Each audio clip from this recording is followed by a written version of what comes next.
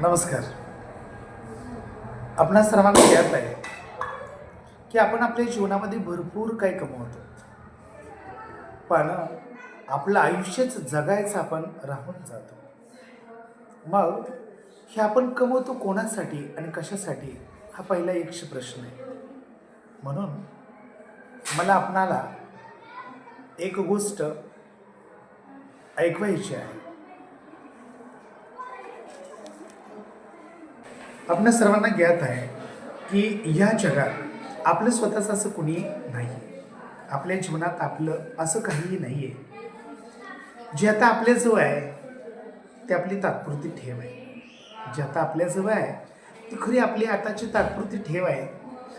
आपला पुत्र, आपला मुलगा आज खऱ्या अर्थानं उद्या आपला असेल सांगता येत नाही. कारण आपला पुत्र ही उद्या सुनेची ठेव आहे. आणि आज खऱ्या अर्थानं आपली कन्या, जिला आपण जन्म दिला, जो मुलगाची मुलगी ज्याला आपण जन्म दिला, ती आपला मुलगा आपल्या सुनेची देण आहे, तिचंच धन आहे. आणि आपली मुलगी आपल्या जावयाचं धन आहे. आणि आपल्या सर्वांना माहीत आहे आपलं जीवन ही मृत्यूची देण आहे, मृत्यूची ठेव आहे.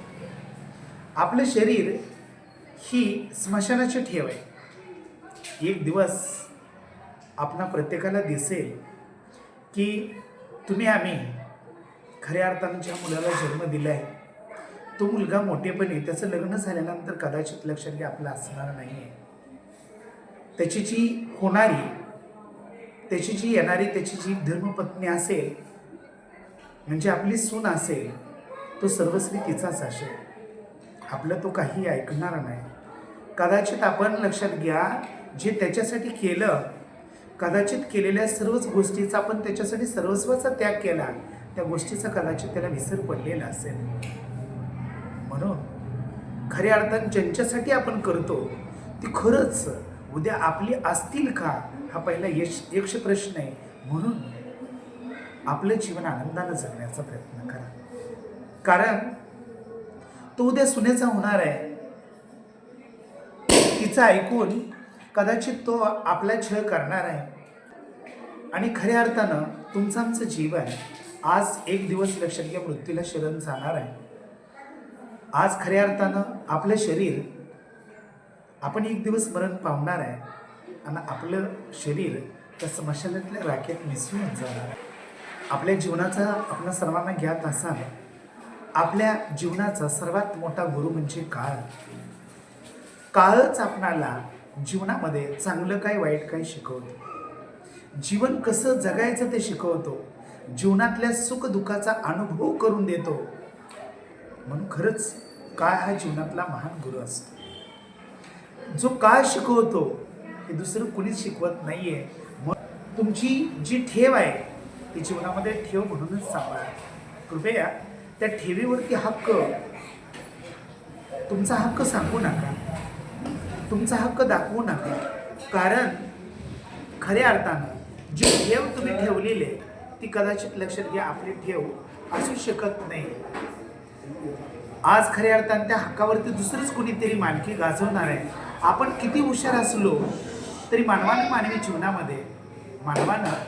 जीवनामध्ये मानवासोबत आणि मानवानं निर्माण केलेल्या या जगासोबत, निसर्गाने निर्माण केलेल्या जगासोबत मानवाशी मानवाप्रमाणे राहणं आणि मानवाशी आपुलकीनं राहणं, आपुलकीचं नातं जपणं हे खऱ्या अर्थानं लक्षात घ्या तुमचं आमचं कार्य आहे. आणि आणखी गोष्ट अति महत्त्वाची सांगतोय, कृपया आपल्या जीवनामध्ये आम्ही किती जरी कमवलं, आपण किती जरी कमवलं तरी आपल्यासोबत उद्या काही येणार नाही. म्हणून आपण जे काही करतोय त्या प्रत्येक गोष्टीतून मिळणारं समाधान ही आपली सर्वात मोठी संपत्ती आहे. म्हणून जे मिळतंय त्या गोष्टीत समाधानी राहा. जे तुमच्यापाशी आहे त्या गोष्टीत समाधानी राहा. जीवन हे अनमोल आहे. जीवन हे अनमोल आहे. जीवनातील प्रत्येक क्षणाचा आनंद घ्या.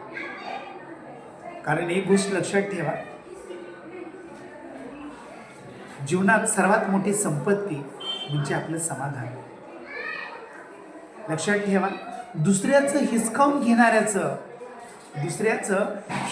घेणाऱ्याचं पोट कधीच भरत नाही. पण जो आपल्यापाशी असणारं अन्न इतरांसोबत वाटून घेतो त्याचं पोट नेहमीच भरलेलं असतं. म्हणून दानधर्म करायला शिका, इतरांत प्रेम करायला शिका, प्रत्येक गोष्ट वाटून घ्यायला शिका. यातच खरं भलं मोठं समाधान आहे. गोरगरिबांची जाण ठेवायला शिका. तुम्ही आम्ही पैशाने थोडं गरीब असला तरी चालेल, पण मनानं अंतकरणानं मोठं व्हा, समाधानी राहा. हीच खरी आमची सर्वात मोठी संपत्ती. धन्यवाद. हा व्हिडिओ आवडल्यास जस्ट शेअर करा, लाईक करा, सबस्क्राईब करा. धन्यवाद.